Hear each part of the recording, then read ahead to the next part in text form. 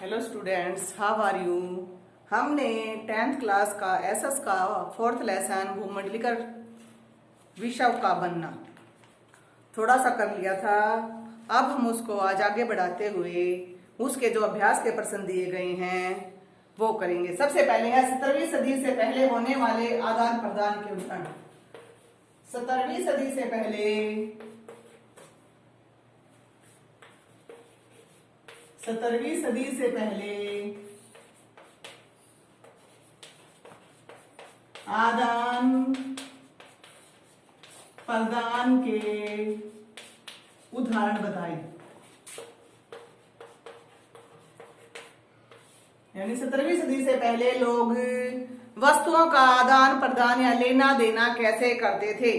Silk मार्ग के रास्ते, चीन से रेशम व भारत से मसालों का पश्चिमी देशों में निर्यात किया जाता था और पश्चिमी देशों से सोना चांदी जैसी कीमती धातुएं चीन और भारत में लाई जाती थी। ऐसे ही अमेरिका महाद्वीप से आलू, सोया, मूंगफली, मक्का, टमाटर, मिर्च और शकरकंद भारत आते थे और भारत से कपड़ा और मसाले इन महाद्वीपों में जाया करते थे। सेकंड क्वेश्चन है, पूर्व आधुनिक विश्व में पूर्व आधुनिक विश्व में बीमारियों के वैश्विक प्रसार में बीमारियों के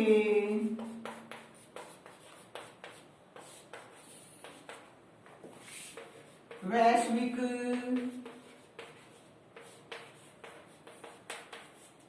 प्रसार में अमेरिकी जैसे भूभागों के उपनिवेशीकरण में किस प्रकार मदद की।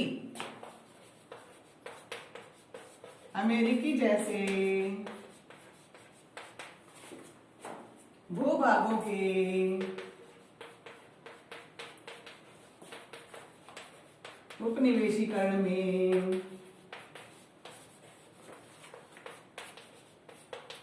कैसे मदद की। कैसे मदद की।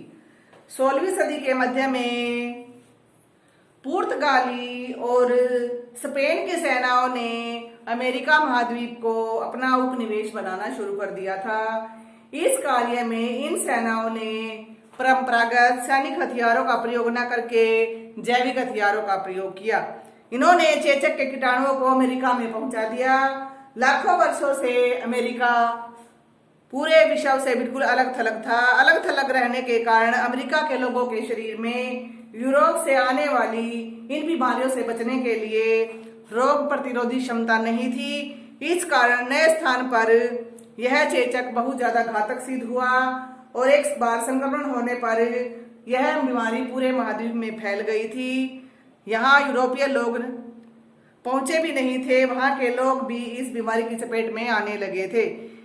इसने पूरे के पूरे समुदाय को खत्म कर डाला था, जिससे घुसपैठियों को जीत का रास्ता और भी आसान होता चला गया था और इस प्रकार पुर्तगालियों ने और स्पेन ने अमेरिका को अपना उपनिवेश बना लिया था। अब अफ्रीका में रिएंडर पेस्ट का आना। अफ्रीका में रिएंडर पेस्ट बीमारी 1880 के और 1890 के दशक तक आई। इस बीमारी ने अपने रास्ते में आने वाले लगभग 90% मवेशियों को मौत की नींद सुला दिया। पशुओं के समाप्त होने से अफ्रीका के लोगों की आजीविका के साधन समाप्त होने लगे।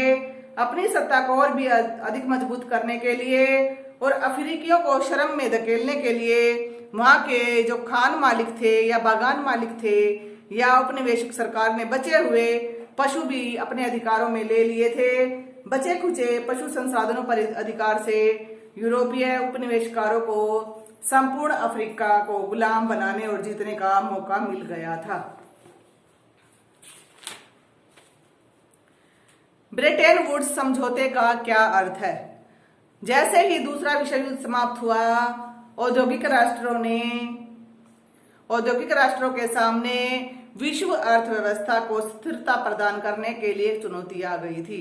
इस चुनौती को दूर करने के लिए जुलाई 1944 में अमेरिका के न्यू हैम्पशायर, अमेरिका के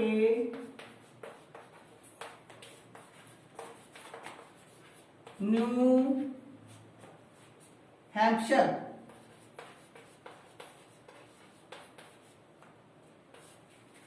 न्यू हैम्पशायर के ब्रेटन वुड्स में एक सम्मेलन का आयोजन किया गया था। इस सम्मेलन में अनेक देशों के विदेशी व्यापार में लाभ और घाटे से निपटने के लिए ब्रेटन वुड्स व्यवस्था में ही अंतर्राष्ट्रीय मुद्रा कोष IMF की स्थापना की गई थी। युद्धोत्तर पुनर्निर्माण के लिए पैसे का प्रबंध करने के लिए अंतर्राष्ट्रीय पुनर्निर्माण और विकास बैंक, जिसे आम बोलचाल की भाषा में हम विश्व बैंक कह सकते हैं, का गठन किया गया था। और इसी कारण से विश्व बैंक और IMF को ब्रेटन वुड्स संस्थान या ब्रेटन वुड्स की जुड़वा संतान भी कहा जाता है।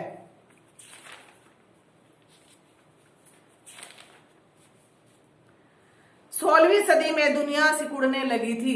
इस बात से आप क्या समझते हैं? 16वीं सदी से पहले एक दूसरे के साथ आदान प्रदान का, एक दूसरे महाद्वीप में जाने का बहुत ही कम लोगों को पता था। वे देश दुनिया से बिल्कुल एक दूसरे से बिल्कुल अलग होते जा रहे थे। लेकिन जैसे ही 16वीं शताब्दी शुरू हुई थी, उसके बाद दुनिया के देशों का एक दूसरे के निकट आना शुरू हो गया था। उनके अंदर, उनके बीच में आदान प्रदान की प्रक्रिया बढ़ती चली गई थी और उनकी परस्पर निर्भरता की स्थिति उत्पन्न होने के कारण ही ऐसा कहा जाने लगा था कि अब दुनिया सिकुड़ने लगी है, एक दूसरे के नजदीक आती जा रही है। जैसे ही कानून समाप्त हुआ, ब्रिटिश किसानों की हालत क्यों बिगड़ गई थी? जैसे ही कानून समाप्त हुआ, ब्रिटिश किसानों की हालत बिगड़ती चली गई थी। इसका मुख्य कारण ये था कि कानून समाप्त होने से ब्रिटेन में बहुत कम कीमत पर खाद्य पदार्थों का आयात होने लगा था, जो कि ब्रिटेन में उत्पन्न खाद्य पदार्थों से भी सस्ता था, जिसके परिणाम स्वरूप ब्रिटिश किसान आयातित माल की कीमत का मुकाबला नहीं कर पा रहे थे और ऐसे में ब्रिटेन किसानों की हालत खराब होने लगी थी। अफ्रीका के कागजी विभाजन से आप क्या समझते हैं? अफ्रीका का कागजी विभाजन, अफ्रीका का कागजी विभाजन